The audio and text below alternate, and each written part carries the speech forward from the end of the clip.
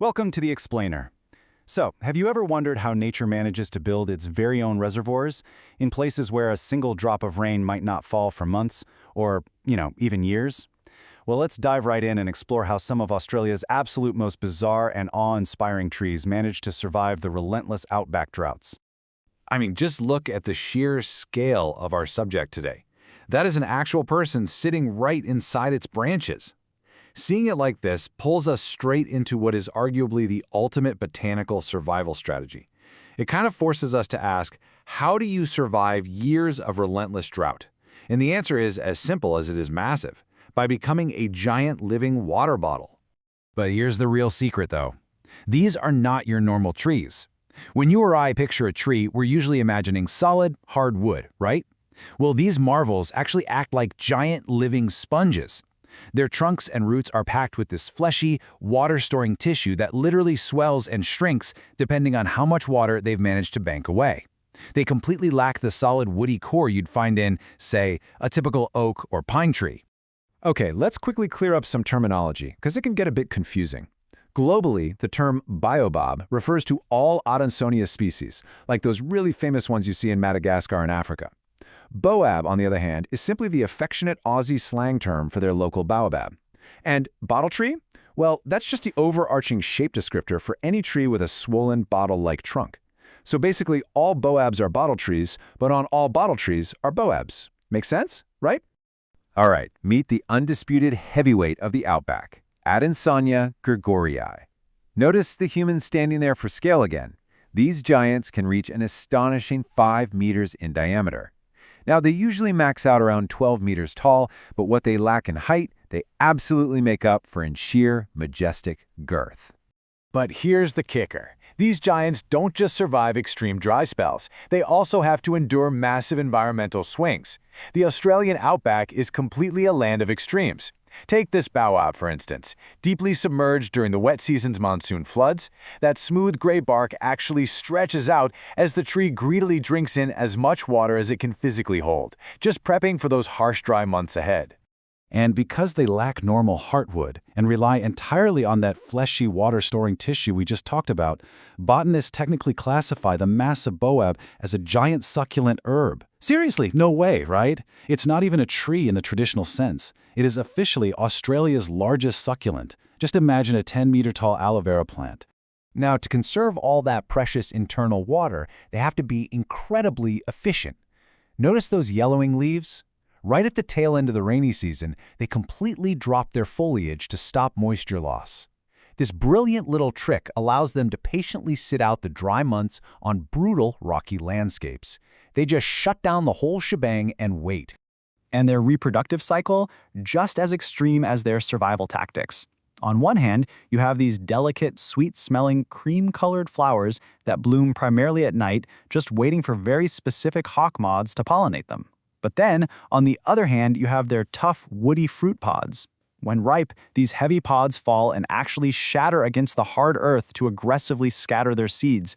It's a really wild contrast. Section 1. Meet the brachycatons, Australia's hidden bottle trees. So, first up in this incredibly diverse group is Brachychion australis, commonly known as the broad-leafed bottle tree. Unlike the stark outback boab, this tree can actually grow over 20 meters tall, often hiding in plain sight deep within subtropical rainforests, though they do kind of shrink down a bit if they grow in harsher coastal areas. What's really wild about this specific species is just how far they take that whole spongy trunk concept. Their moisture-filled, fibrous trunks are so unbelievably soft that when the tree dies, it literally lacks the rigid structure to stay standing. It just quickly collapses in on itself and can completely vanish into the forest floor within a few short months. Next up, we have the Whitsunday bottle tree, or Brachycheton compactus. Now, this is a much rarer deciduous species that's super easy to identify by its unique expanding bark. Look at those incredible gray-green striations. As the soft interior expands with water, the bark stretches right along with it, creating this beautiful, almost striped pattern. And because its habitat is so incredibly restricted, we honestly almost lost this one. This specific tree is so rare that it's actually been under strict nature conservation protection in Queensland since 1994. It's just a really powerful reminder of how fragile these highly adapted species can be. But hey, discovery in this family isn't always a walk in the park. I absolutely love this quote from botanist Glenn Leeper about the discovery of a relative species, Brachychiton houserae. It just adds this wonderful touch of humor, showing us that even the absolute experts can mistake a rare, newly discovered species for a roadside mango tree. Nature can definitely hide in plain sight, for sure. Section 2. The Queensland Bottle Tree, Brachychiton rupestris. All right, let's talk about the most famous member of this group, a highly recognizable and iconic outback staple. This species can also reach over 20 meters tall.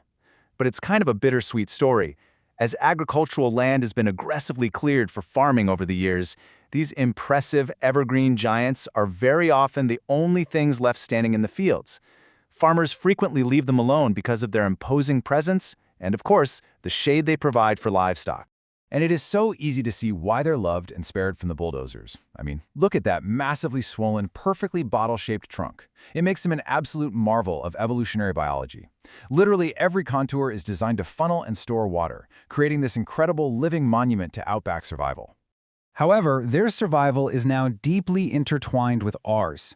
Because their wild populations are declining, which is largely due to a lack of natural regeneration since livestock tend to eat all the young shoots, humans have actually had to start intervening. In towns like Roma, they're physically relocating these massive trees directly from the countryside into the city to preserve them as street and garden trees. They're basically giving them a second life in an urban setting.